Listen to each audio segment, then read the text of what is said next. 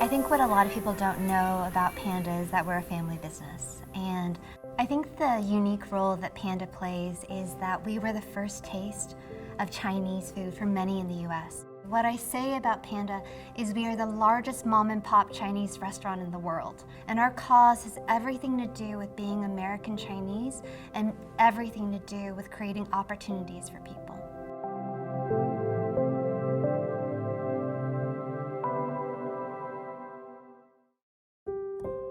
Well, I was born in China, and I grew up in Taiwan and spent about 4.5 years in Japan before I came to United States.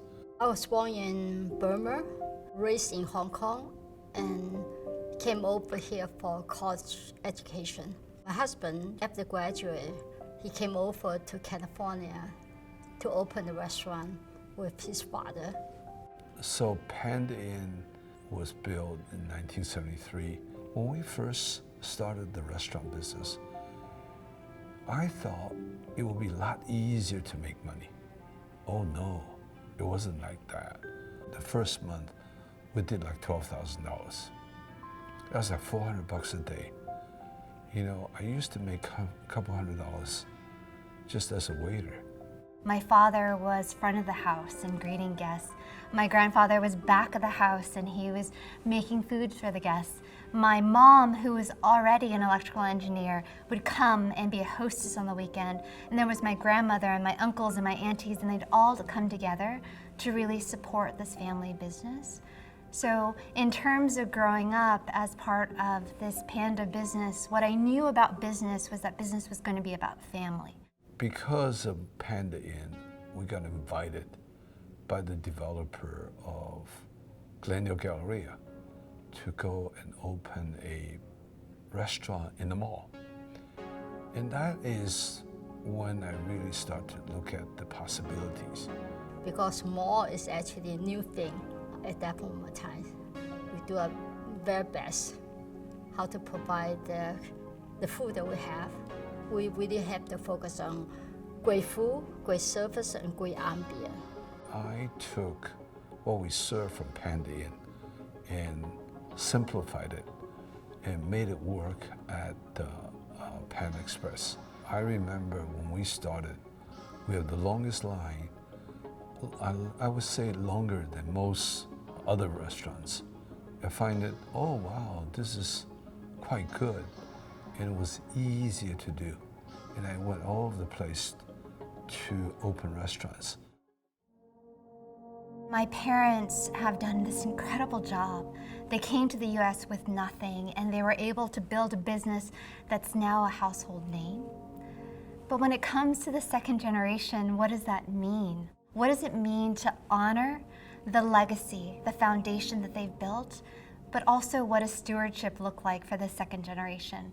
Many of us that embody this duality and ethnic identity, when we were growing up, maybe it was being a little apologetic for the ethnic sides of our identity. And we at Panda are saying, hey, no, we are unapologetically American Chinese, so that the next generation coming up can say, not only are they not apologetic and unapologetically American Chinese, but they are celebrating their ethnic identity. I think what's really important to recognize is that anti-Asian hate isn't new. Because of appearance, because of fear, Asian Americans, AAPIs, may be labeled as forever foreigners. And then it begs the question, well, if systemic racism exists, what is the role that we can play? What can Panda do? And that's where we launched the Panda Community Fund. And it is a 5-year commitment of $10 million and likely to continue.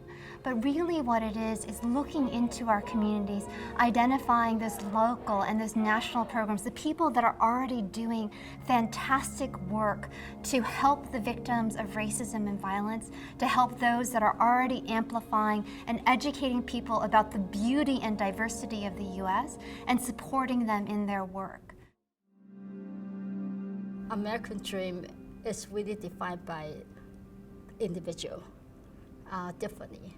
And for me, it's actually that you're content with what you have, and also able to make a good citizen in the community. I think being the beneficial of United States and being educated here. People in the Chinese community or maybe Asian community, we all know that we have to give them back. As a second generation, as we look to the third generation, I think what it means is if we're moving from survival and stability to a level of stewardship and celebration, the American dream means how can we have the freedom to honor the past and honor origin, but also have the freedom for original expression. Only in America, you get to do this.